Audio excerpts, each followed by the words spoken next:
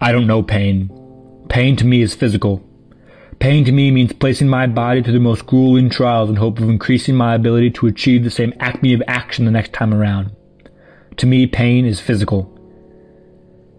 There's a poem about sticks, stones, and my bones that reminds me that pain is only physical. No words can make me bleed, no name can break a bone, but instead they plant a seed. It is embedded into my mind, and without us even feeling a thing, it grows and grows until it takes over our souls and we cannot move. The pain has become too much for us to bear, and the bear of our sorrows is upon our backs like the knife we know is already there. The pain is no longer physical. We cannot say pain is but a broken bone. Looking down the hall, what do you see? Children, nasty and immature, with their shirts untucked and their eyes baggy and bloodshot, all of them. None of them different in the eyes of someone new. But to those within the school who have had the opportunity to get to know each other since grade 1, know every inch about the person across the hall, that their mom is an addict and their dad is a convict, you cannot see that from a broken bone. Each one of those kids in the ground constantly telling themselves, I am more. I am more than the grade in my book, and I am more than the clothes on my back or the bruise on my cheek. I am more than the slowest on the track or the silent cutting freak.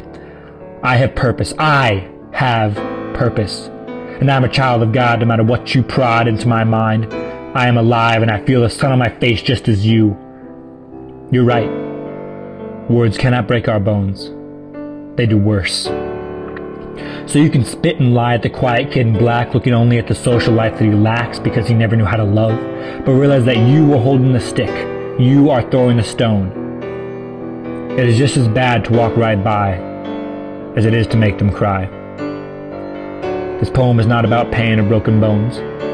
It is about being bigger than the drones that walk your street. It is not about the ones on the ground, but the ones who sent the tweet. What people don't understand is that pain is not as simple as trying to cure it. Antidepressants only take away from the symptoms of pain, but they cannot take away from the fact that their parents have died and friends have abandoned them. There is only one remedy for that. Love. Love is the cure. Love is the only sure bet that we cannot forget, because love is the answer. Love is what wakes us up in the morning, and love is what makes us take every step. To love is to be a friend at all times, but there are not enough signs that show you that love is there. It is your job to change that. Love is to desire someone's good and take only steps to secure that. It is our job to be the shield and the sword that guards away sticks and stones, and then we beat our swords into plowshares and till the fields that grow the roses we give to one another. It is our job to hate what is evil and to cling to what is good, but it is also our job to recognize the difference between the two. Because these words I speak to you today are meant to spark an idea that you haven't thought of. The idea that you are a superhero and your power is love, and on the back of your cape it says, I am captain of the universe, and the ring on your finger is made of thorns because you know where you came from. This is your job. There's a time for everything. A time to be silent and a time to speak. A time to love and a time to hate.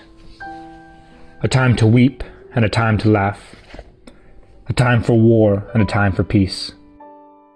This is our time. This is the only time. This is the time when the Eucharist must take over our lives for us to thrive within the salvation that we have all been given, regardless of our race or the way our face grows patches of hair. None of it matters. Money blows away like leaves in the wind, but no breeze can take away our dignity. Because just as charity is given, it is received, and one day, oh baby, one day you will be on that ground in need of a superhero to come sweep you off your feet, and I know I will be there with a knee to bend, because there is no greater love than to give oneself for a friend.